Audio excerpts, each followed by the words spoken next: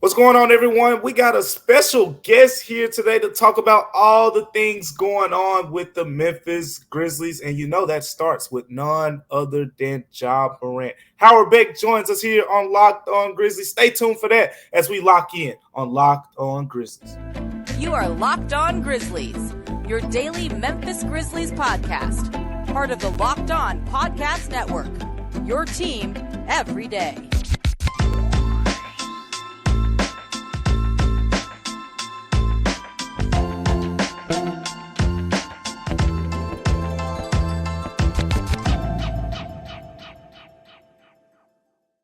Everyone, and welcome back to Locked On Grizzlies. We got a special edition for you on today. I'm joined by Howard Beck, one of the best truly in the business by far, someone I've read for a long time and followed his work, whether it was in LA, whether it was at Bleacher Report, SI, wherever he's been. One of the best in the business. Howard, how you doing today? Doing great, Damichael. Thanks for the kind intro. Appreciate it. Good to see you. Good to see you too. Good to see you too. I was talking to Joe yesterday about how last season, when I was having my first season, I was like, Howard was someone who was immediately approachable and you know, it was easy to talk to you about, you know, certain things that were going on around the Grizzlies and things like that. So very appreciative of you being one of those guys who, you know, is very approachable. I think a lot of times a lot of younger reporters are like, do I want to say something? Do I?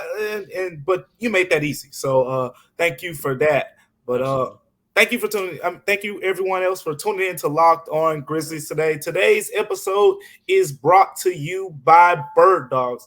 Look, go to birddogs.com right now /LockedOnNBA, and when you enter the free promo code, enter the promo code Locked On NBA. They'll throw in a free custom Bird Dogs Yeti style tumbler with every order. Look, I got mine, and it's the summertime, right? Those Yetis are going to come in handy. So go over to birddog.com right now.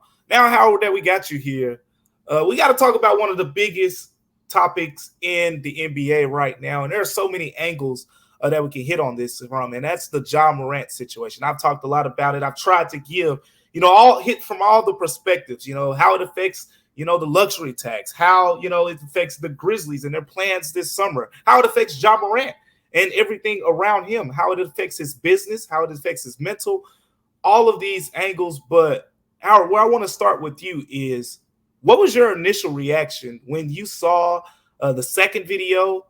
And I mean, I think it was on a Sunday when it surfaced. It was May 14th. And it felt like we were in the same position as 2 months before.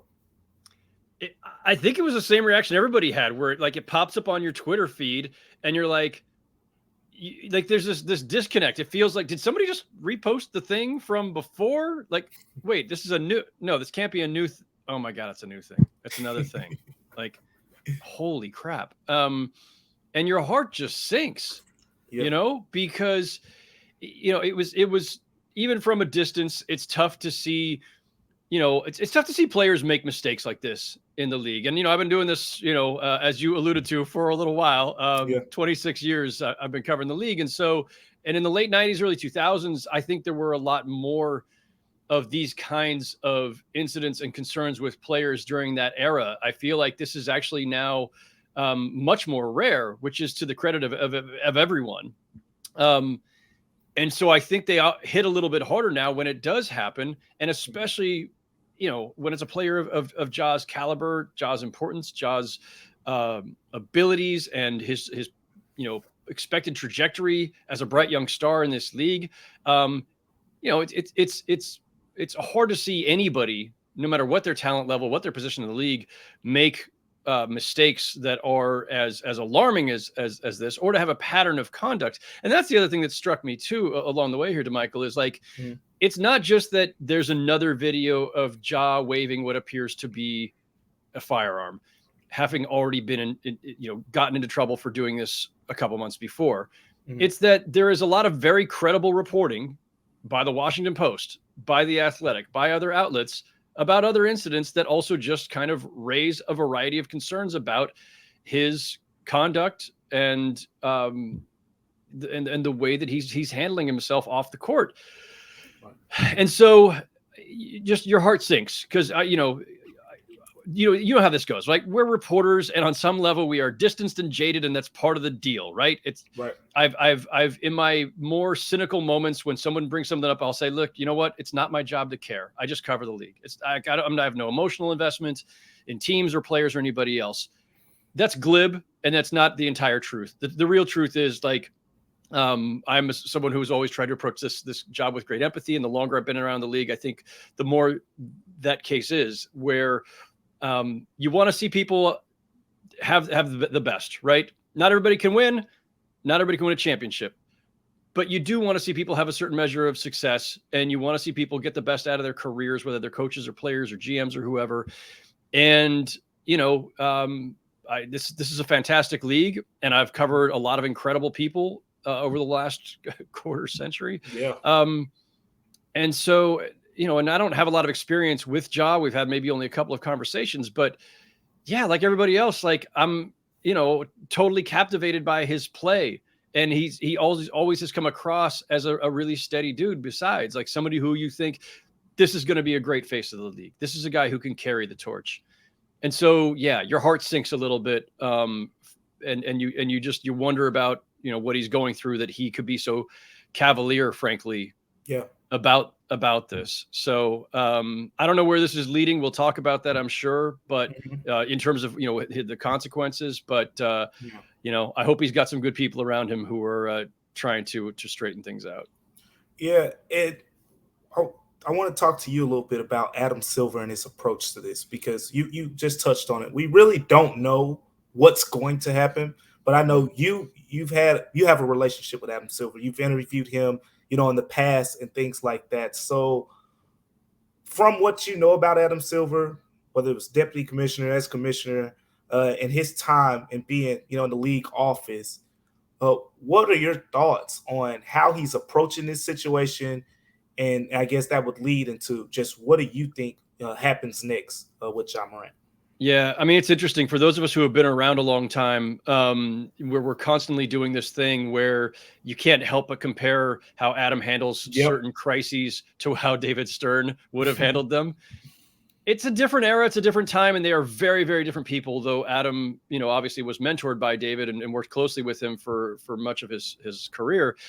Yeah, David was a drop the hammer guy. David was the authoritarian and disciplinarian. And especially during the time that he was commissioner, when the league did have a lot more of these kinds of concerns, right? David Stern took over at a time when drugs were a really huge problem in the NBA and were threatening to sink the damn league, right? So, and so Stern goes from coming in during times of crisis, in a time where they really need to make sure that, that the integrity of the league and the image of the league was protected and preserved. And so I think he came in doing the things he had to do during his time. And then that bleeds into the 90s and the 2000s when David was still the disciplinarian, right? You look at suspensions from the Malice at the Palace, or Latrell Sprewell choking PJ Carlesimo, some of the other, the biggest, most dramatic issues that he had to deal with. He was always going to err on the side of heavy-handedness, frankly, of the longer suspension and swift suspensions. And also, just even rhetorically, the way David would talk about it, he was kind of like the no-nonsense commissioner and kind of a zero-tolerance guy. Adam comes in at a different time. The league is in a much different place, and he's just wired differently. You could see he's had a more collaborative approach with the Players Association. You could see he's had a stronger bond just with the players, period, right? Yeah. Like, I don't think David was beloved by too many players during his time. A lot of them respected him, appreciated him. Some had very good working relationships with him. I don't think they had a real affection for the man. Yeah. But Adam, it's a different vibe. And so take all that into account. And Adam's own approach has been more of like, let's do what we have to do to ensure the same things, right? Integrity of the league, image of the league, accountability, but we don't have to go too far. Let's do it. I don't want to say it's like the bare minimum or a minimum threshold, but let's do what we have to do without overdoing it, if that's a way to put it. And that's been his approach. So you saw it when he suspended Ja for the first gun incident. Right. It ends up being 8 games. Adam was measured, I think, in the way he approached it. He made it clear that this is a very serious issue that the league had to take seriously, but he wasn't going to try to like make an example out of him or overdo this or try to humiliate Ja. It was more coming from a position of empathy and concern for Ja and his just overall life, right? Like we want to make sure he's getting whatever help and support he needs so that these kinds of things aren't happening. Treating the gun incident as a symptom as opposed to the main thing, right? There's something bigger going on here. And I think that is the way that Adam generally approaches this. You see the tenor of his tone or the tenor of his words and his tone has changed a little bit now with this second incident. He's clearly sounding like in his interview with Malika on ESPN, in other comments he's made, like he's feeling, I think, a little burned. And yeah, like I don't know where this is leading. He has alluded to the idea that a decision has probably already been made and he's just waiting to announce it after the finals. But he certainly sounds like maybe for the first time during his commissionership, like he's going to have to really drop the hammer on someone. Yeah, which is telling. And I know that's something that a lot of people hear. Like what I've been hearing, locally is this number at 30, right? Because of Miles Bridges. And that's kind of what they're using as a comparative number. Like, oh, you see a lot of people say, oh, maybe half a season and things like that.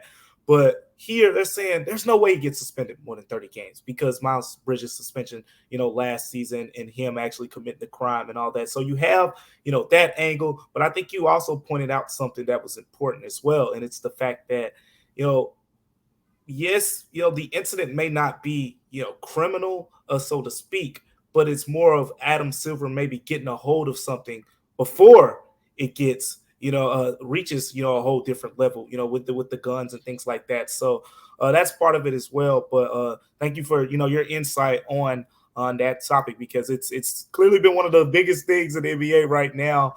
And look, I don't think that subject's going anywhere.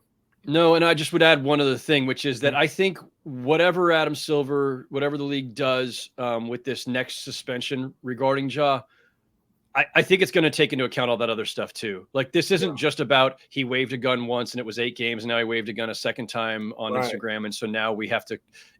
It's compounded by the fact that there has been a pattern of behavior, reported behavior, I should say, alleged behavior, right? But like there's credible reporting on all of this, and it's not just from those media outlets. It's from law enforcement authorities in a variety of places. And the league, and I will just say this too, I always try to bring this up.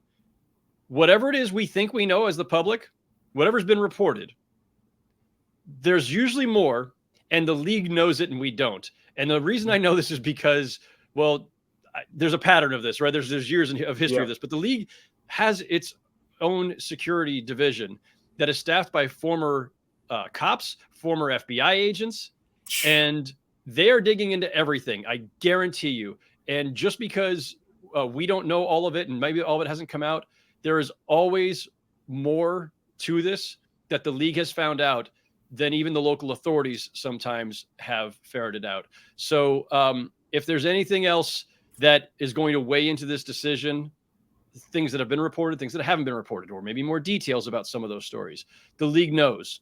I guarantee you the league knows, and I guarantee you that will factor into the way they decide this next discipline. Yeah, that reminds me of when Carmelo Anthony said that David Stern, reached out to him and basically told him he was watching him or something like that, or he knew what he was doing, and kind of told him to get out of Baltimore or whatever the case may have been with that situation. But very good points there from Howard there, and thank you guys for tuning in to Locked On Grizzlies today. Coming up, we're going to switch gears a little bit, and we're going to talk about how to replace Dillon Brooks, because that's another big one, right? Dillon Brooks is also one of the biggest topics in the NBA. That seemed to be a common theme with the Grizzlies this season. But before we get to that, I want to talk to you about eBay Motors, because Dillon Brooks may not be a fit on the Grizzlies anymore, but for a championship team, it's all about making sure that every player is the perfect fit. And it's the same way with eBay Motors, because it's the same way when it comes to your vehicle. Every part needs to fit just right. So the next time you need parts and accessories, head over to eBay Motors. With eBay Guaranteed Fit, you can be sure that every part you need fits just right the first time around. Just add your ride to My Garage and look for the green check to know the part that will fit, or you can just get your money back, because just like in sports, confidence is the name of the game when you shop on eBay Motors. And with over 122 million parts to choose from, you'll be back in the game in no time. After all, it's easy to bring home a win when the right parts are guaranteed. Get the right parts, the right fit, and the right prices right now on ebaymotors.com. That's all you have to do. Go over to ebaymotors.com. eBay Guaranteed Fit is only available to U.S. customers. Eligible items and exclusions do apply. Coming up after the break, we're going to talk about Dillon Brooks and how the Grizzlies should approach his situation and that opening in free agency. Coming up on Locked On Grizzlies. Welcome back to Locked On Grizzlies, everyone. I'm joined here by Howard Beck himself. And now we just touched on Ja Morant. I know that's what everyone wants to talk about. And I don't want to spend 30 minutes talking about Ja Morant because, I've been talking a lot about Ja Morant.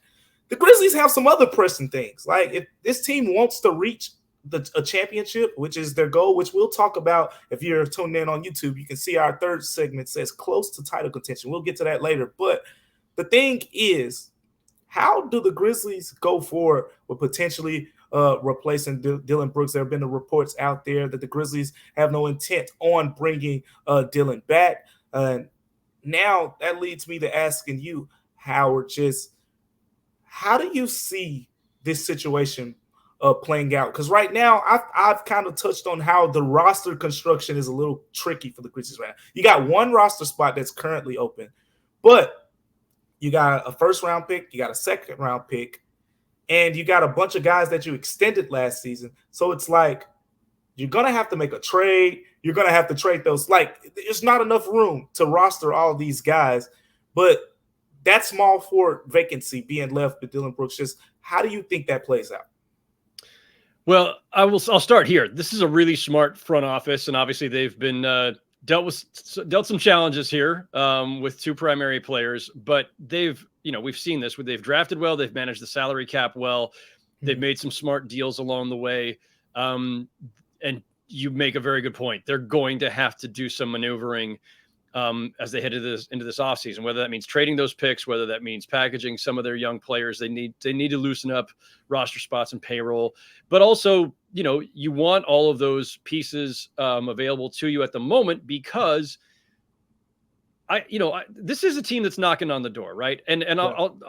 I'll preface it with this, and I know I don't want to skip ahead to the final segment, but when you are trying to build, and especially with a young team and trying to build toward title contention, there are timing issues, right? Is our team ready? Like, when's the time to hit the gas and bring in some veteran reinforcements? How do you manage it with regard to, hey, we've got two young guys who are already on basically max deals and a third guy, Desmond Bane, coming up for one. You needed to be mindful of that and your salary cap, especially under this new CBA it's not just like luxury tax issues, which are always tough for small market teams, but now under the new CBA, you're going to lose all kinds of cap exceptions and all kinds of flexibility to keep adding to your roster if your payroll gets too high. So there's all these things that they've got to monitor, and all of that affects the way they're going to handle the Dillon Brooks situation. They've got options, right? They could use him in a sign and trade. They could let him walk away, period. If we take it as a given that he's gone, I'll say this. There are folks around the league who will say without hesitation, they're better off letting him go. And it's not to overemphasize. Like, they didn't lose in the playoffs because of Dillon Brooks, and like his poking the bear is not the reason that they were out when they were, but his general demeanor or the instability that brings, not to mention just some of the offensive liabilities, those are concerns. The second I brought this up to somebody the other day, the first words out of their mouth was OG Anunoby.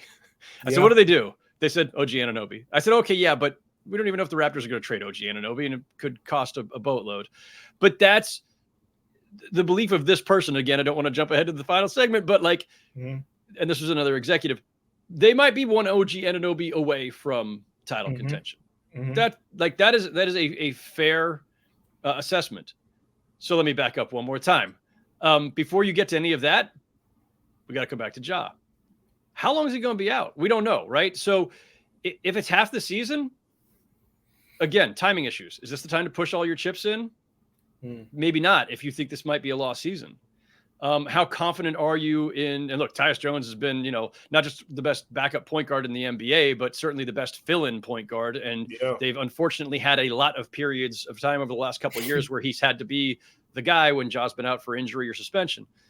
So I don't know what the Grizzlies front office is thinking in that regard, but you do have to think about, is this a lost season? Because Ja's going to be out so long, it's going to handicap us to the extent that we should start planning for 2024, 25 instead.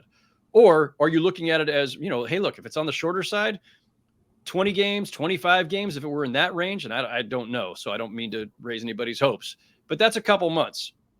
Teams start off without a guy for a couple. They started off last season without Jaren Jackson for the first couple months, right? Mm-hmm. You can probably survive that. 40 games, it gets a little bit tougher. So you first have to decide whether you're all in for the coming season. And if you are, then you're banging on Masai Ujiri's door about OG Anunoby. You might be banging on Sean Marks's door about Mikal Bridges. Mm-hmm.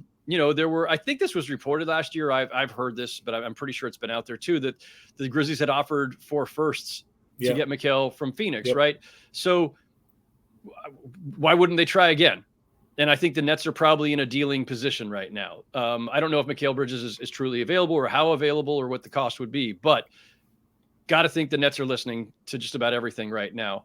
And so that's the level I would want to go to. There's a next level down or a couple levels down, like a Josh Hart would be great, but Josh Hart's bird rights are owned by the Knicks.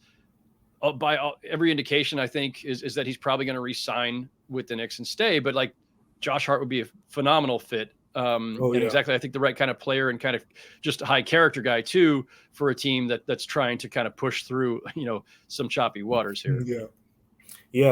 Josh Hart. I mean, that'd be, he fits that ruggedness that Memphis is known for as well. So I could see, him being a fit as well. One more angle I want to ask you about is as it pertains to like this Dillon Brooks equation. And you touched on it a little bit, but the Ja Morant situation, do you think those are directly tied in? Like, would you handle this as Ja Morant, depending on how long he's suspended, does that affect the aggressiveness that you think the front office should have, whether it's to making a trade or to not making a trade as it pertains to filling the Dillon Brooks vacancy?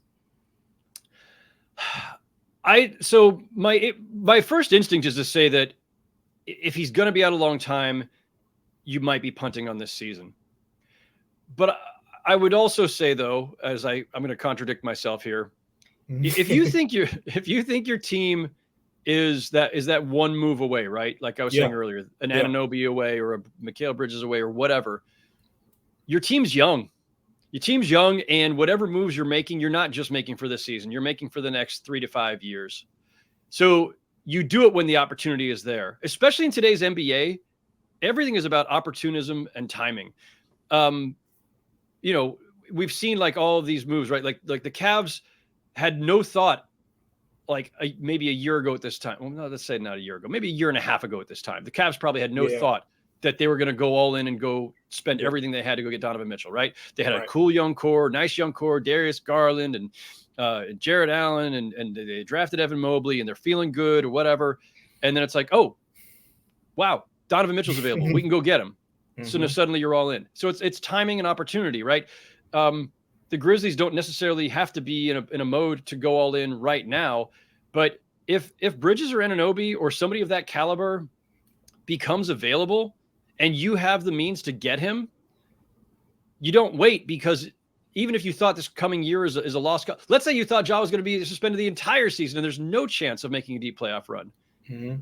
I could still make the case, again, contradicting my earlier point, but I could still make the case that you go and get the guy because that same guy or a caliber of that guy may not be available a year from now. And you're not planning just for this coming season. You're planning for 3 to 5 years. Again, very smart front office in Memphis, smarter than I am. And they know what they're doing. I suspect that the way they're looking at it is more to that 3 to 5 year window. We're going to get through this thing with Ja. He's going to be back, whenever it's going to be. We're going to get through this thing. he's our franchise guy. We have great pieces around him. We need a little good luck and good health for once. But yeah, if one of those impact players becomes available, two-way wing, 3-and-D guy, or 3-and-D plus, right? Like not just 3-and-D, but 3 plus, maybe can put the ball on the floor a little bit and do some other things. I think you go get him. Yeah. And now that leads us to our final segment. We talked about Ja Morant. We talked about how to replace Dillon Brooks. And those are the two biggest factors, I think, that'll lead into the Grizzlies and potential title contention. We'll talk about that with Howard coming up. But before we get to that, I want to talk to you guys about Bird Dog. See, I finally got me a pair of Bird Dog shorts. And you know what I did is I went down and I went to the pool. Wore my Bird Dog shorts to the pool.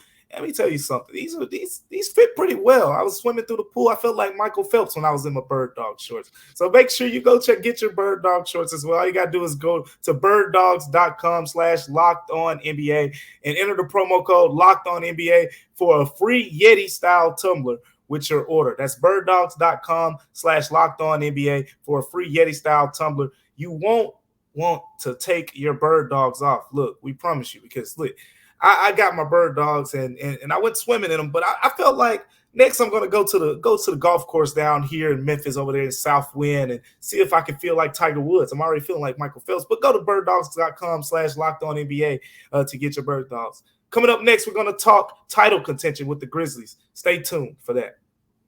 Welcome back to Locked On Grizzlies here. We touched on some of the biggest offseason topics regarding the Grizzlies here. As I'm joined by Howard Beck. We touched on Ja Morant. We touched on the topic of a potential suspension and how Adam Silver will handle that situation. We touched on Dillon Brooks and that vacancy. And now all of that leads to here. You look at the last 2 seasons, Howard, what the Grizzlies have done. Number two seed. Now only 1 series win to show for it over the last couple years. And people in Memphis are starting to, making the playoffs isn't enough anymore. 2 years ago, the 50-win season, they lost to Golden State. Everyone was still, fine. We're fine. We'll be back. And then this season, you lose to the Lakers, and it's like, all right, this offseason is the most important offseason, arguably, in Grizzlies franchise history. How close do you think this team is to kind of getting over that hump? In the category of the Lakers, the Nuggets, potentially maybe the Suns, and those type teams, the Warriors. How close are the Grizzlies to winning the Western Conference and breaking into title contention? Yeah, I alluded to it earlier, Damichael. Like, they're close. They're close. You can see it in their record. You can see it in their defensive rating year to year. You could see it in their home record.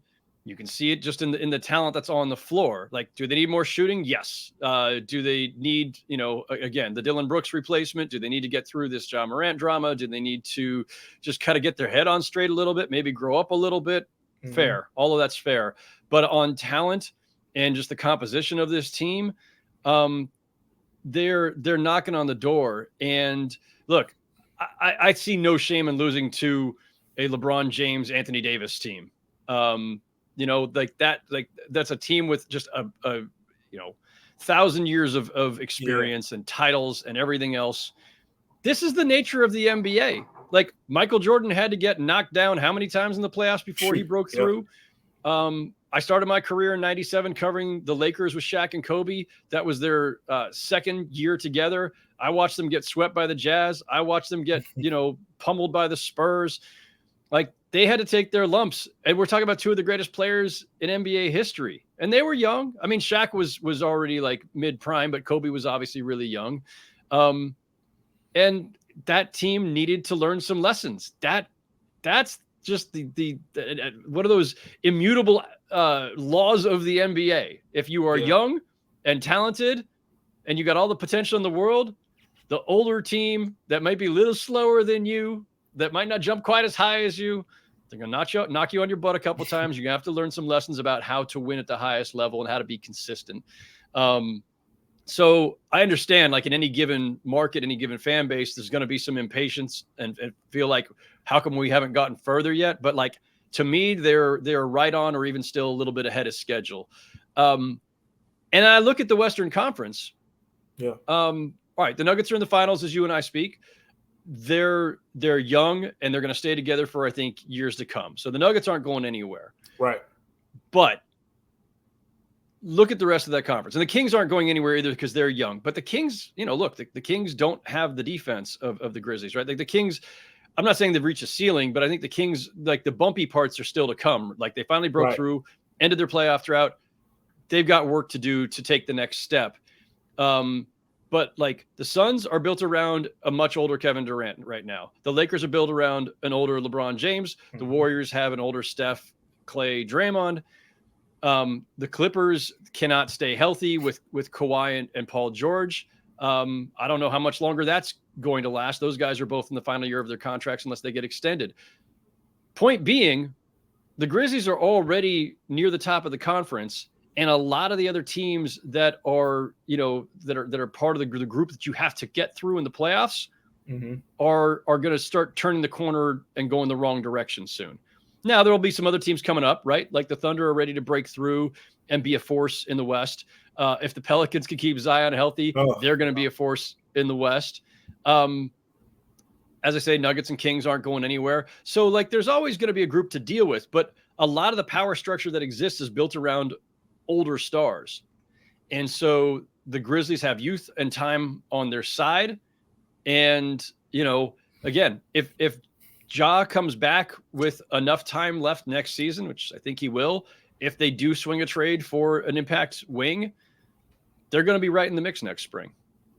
Yeah, and you touched on right there the last thing I want to talk to you about, and it's like this conversation about cores, because even before I started covering the NBA, kind of just being a historian of the game, you see a lot of teams, not even the ones who win championships over a long period of times, but a lot of teams that have sustainable success for 8, 9, 10 years. Usually it's like a core group of players that stay, and then everything around them pretty much changes. You think Golden State, Steph Curry, Clay, Draymond, Iguodala, and everything around them has changed. The Shaq, Kobe, era, a lot of pieces, were moving around, during that time, just key players coming in and out. You think, so many other teams, that being the case. But as with the Grizzlies, just want to get your thoughts on that core. Like, is it enough? Ja Morant, Desmond Bane, Jaren Jackson Jr., potentially whoever that fourth piece may be. But with those three guys in particular, where they are at this point of their careers, Ja's on his second contract entering this season. Jaren's going to have his second contract. Dez is about to get his this summer. How do you see that core kind of being in the conversation in the West for the years to come?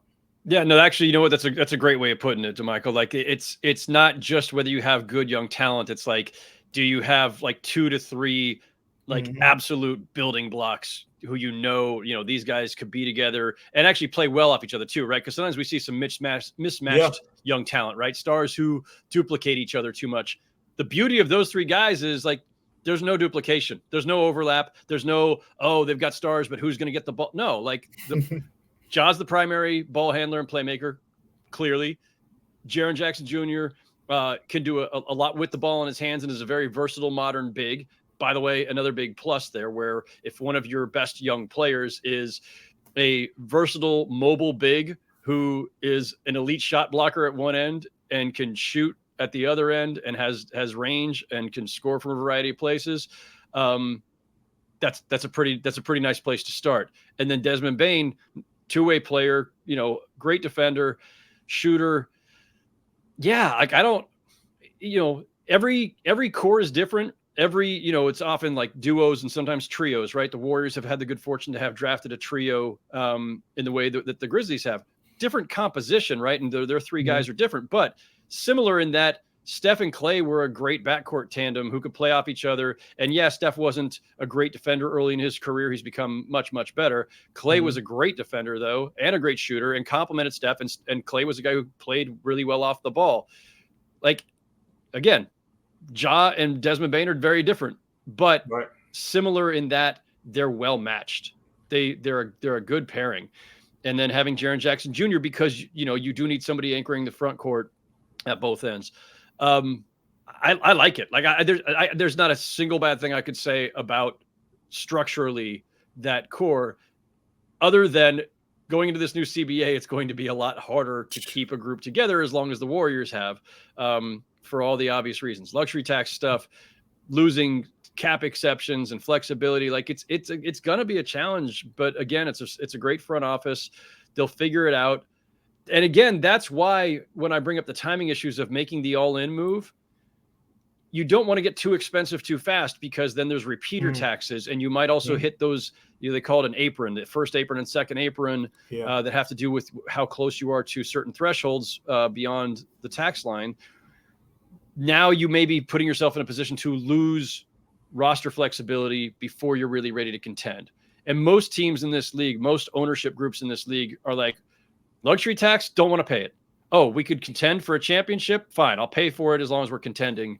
But the second we're not contending, or if we don't have a shot, no way I'm spending an extra 30, 40, or $100 million just to lose in the second round. So it's tricky, but do they have the potential outline of a potential championship core with those three guys? Yeah, absolutely. The challenge will be finding those great role players, and probably multiple times, right? Because you get guys, their value rises a little bit. You might lose them to another team that's got cap room. Now you got to replace them. You don't have all the flexibility. Like, that's the real challenge, right? Like, it's really, it's hard to get the guys, right? The stars. Yeah. Then it's hard to find. Then you got to find the right role players and be able to keep them and pay them. So, the NBA don't make it easy. Yeah, I know that's right. Howard, appreciate you today for joining us today. And for all the Locked On Grizzlies people out there, make sure you continue to subscribe, comment, rate, review, all those good things on the show. Remember, you can find us everywhere: Google Podcasts, Apple Podcasts, Spotify, Stitcher. Locked On Grizzlies is everywhere. Make sure you continue to follow all Howard's NBA coverage as well. His Twitter handle is located below. That's at Howard Beck on Twitter. And you can follow me at Damichael C as we chronicle the most interesting off season in Grizzlies franchise history here. Howard, appreciate you for tuning in and, just coming to kick it with us on Locked On Grizzlies. I appreciate it. Thanks for having me. All right, that'll wrap it up for today, everyone. Thank you for tuning in to Locked On Grizzlies. Me and Joe Mullinax will be back for tomorrow's edition, so stay tuned for that. And until next time, we'll see you guys on Locked On Grizzlies.